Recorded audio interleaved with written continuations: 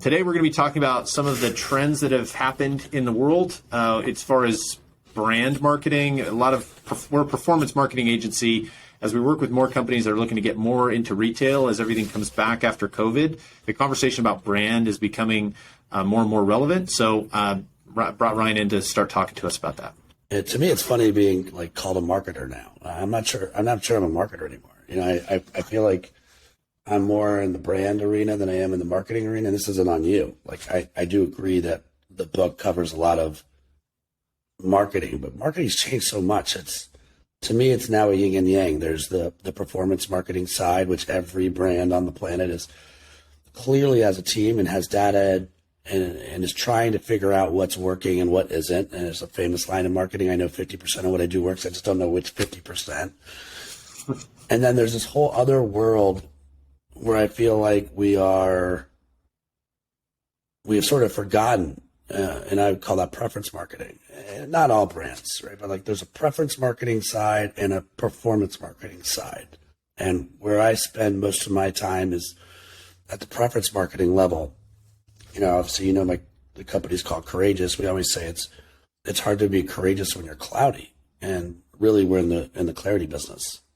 We're pretty good at hearing what's not said. And so in this world of preference marketing, right, it's like, okay, what's the brand all about? Do I really know the brand? Can I trust the brand? Are we being consistent with the brand? And so just making sure people sort of stay at a high level thinking about what the brand stands for. And I think the last great currency is trust. And to me, trust is brand. Yeah. Establishing that is going to be interesting too as AI becomes more prevalent. Companies using that to produce content or narratives or imagery. Have you thought about what you think the role with AI and branding is going to play? Is it going to become more founder videos or, whatever it might be?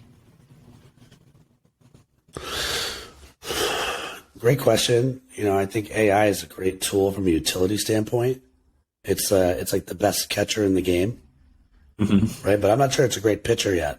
I'm not sure it's a great pitcher. I'm not sure if it's a proactive fastball like brand can be. And if I'm running a brand right now, I want to make sure that my point of view is leading the way and you're qualifying in the right type of lead, right? To me, that's pitching. That's not catching.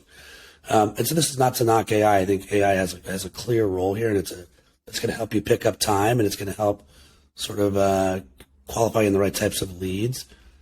But from a brand standpoint, getting really, really clear on your point of view and thinking about how that point of view fits into this absurd time right now where it's just context, right? There's thousands of messages that are being thrown at us, and when you're not there to defend that idea, it doesn't have what it needs to stand on its own 2 feet. And consistently nailing that message and coming off special. We always say we're a special forces that helps you figure out your special and bring to life that special. Haven't really landed on that special yet. I don't think that's AI. I think AI today at least is something different. Yeah. When you guys go in and start working with companies, what level of respect do you pay to survey data when you're crafting that message? So the way we take on all of our projects, like I said, it is a special forces approach, and the way our process breaks down, every project's in 3 phases.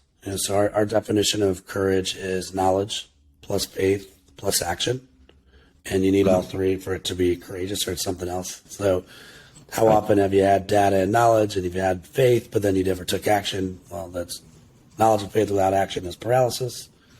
Faith and action without knowledge is reckless. And then knowledge and action without faith, if you're numb on the inside, you're working on status quo. So you need all 3. So the way our process works, phase 1 is always knowledge gathering. So that's run by our knowledge team. And then once they do and that's where the data comes in, and it might be quantitative, it might be qualitative, it might be interviews with leaders. Coming out of that phase is a brief then for my team, which is the faith building team, which is phase 2. So we then go away with that information and come back with okay, how do we stand out, right? How do we actually create that preference? And then once we come back with ways in, on how you actually build faith. And by the way, that faith is not just with consumers, it's with your employees. Sure. Why I really left the ad business is I got the call from a marketer saying, can you tell the world why we're sliced bread? And then when I would say, can I interview the culture? They're like, dude, can you please help me look good to my boss? Like, why do you need to interview the culture?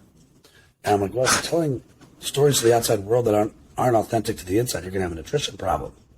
Right. So to me, that faith part, that way in is getting it right on the inside first before you take it to the outside world, which then triggers our third phase, which is action taking.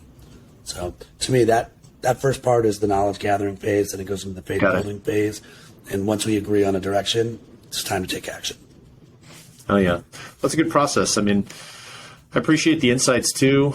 Anybody who wants to talk to Ryan more about this stuff can reach out. I'll link out his socials, and works with some of the best brands in the world. Honestly, you've been doing it a long time, too. So wise words.